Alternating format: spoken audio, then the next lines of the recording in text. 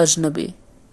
हम अपनी पूरी जिंदगी में, अपने जीवन काल में सैकड़ों अजनबियों से मिलते हैं, लेकिन कब कोई अजनबी हमारी जिंदगी का एक हिस्सा बन जाता है। ऐसी ही एक अजनबी साहिल की जिंदगी में भी आई। वो लड़की जो दिखने में बेहद खूबसूरत थी। उसकी खूबसूरती किसी भी लड़के को अपनी ओर खींच लेने के लिए काफी थी। संडे को देर रात साहिल काम से घर वापस लौट रहा था। उसकी गाड़ी ने कब रफ्तार पकड़ ली, साहिल को पता तक नहीं चला, और अब उसकी गाड़ी की रफ्तार 100 से ऊपर थी। साहिल किसी सोच में डूबा हुआ था। अंजलि उसी वक्त सड़क पार कर रही थी और यही देखकर साहिल हड़बड़ा गया। अंजलि की जान बचाने के लिए साहिल को हैंड ब्रेक्स लगाने पड़े। यही देख अंजलि ने साहिल की गाड़ी के दरवाजे पर दस्तक दी।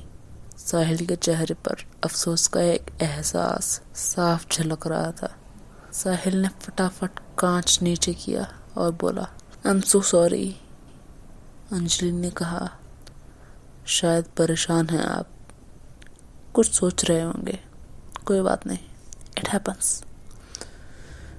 साहिल ने अंजलि से कहा, actually yes, I am so sorry, may I drop you home.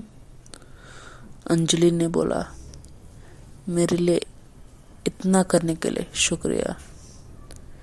इतना बोलते ही अंजलि साहिल की कार में बैठ तो गई, लेकिन एक अजनबी को लिफ्ट देना साहिल को शायद ठीक नहीं लग रहा था।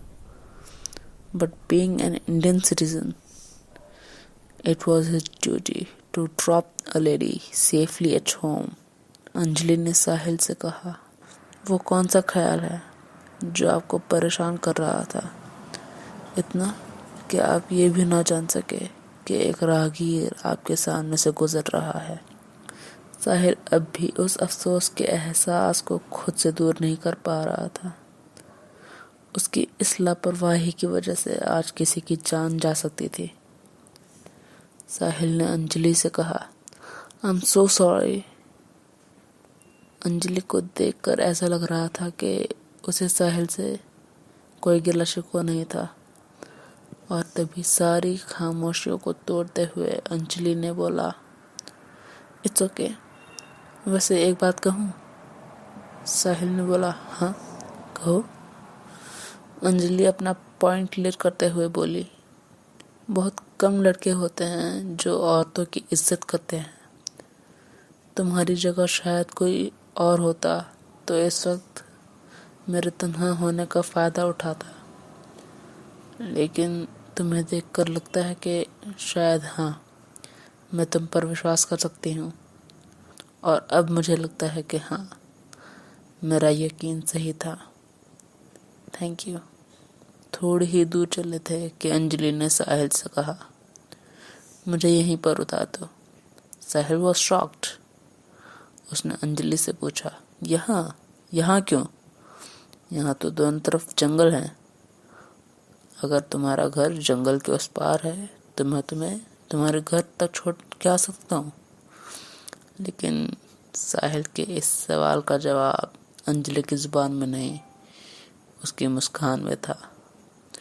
साहिल समझ गया था कि अंजलि नहीं चाहती कि साहिल अंजलि की और हेल्प करे। अंजलि कार से उतरी। She didn't even reply to his goodbye and walked on.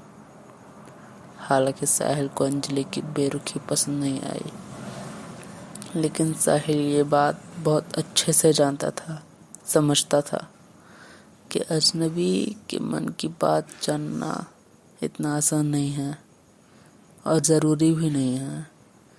ज़रूरी नहीं है कि हर दफ़ा हम भी उसी एहसास को महसूस करें जिसे वो कर रहा है। अंजलि सड़क के उस पार जा रही थी कि तभी एक फास्ट स्पीड कार उसकी तरफ आ गई। It was almost going to hit the lady, and then Sahil screamed. But a moment later, what he sees is that the car passed across the lady and nothing happened. Oh my God, she's a spirit.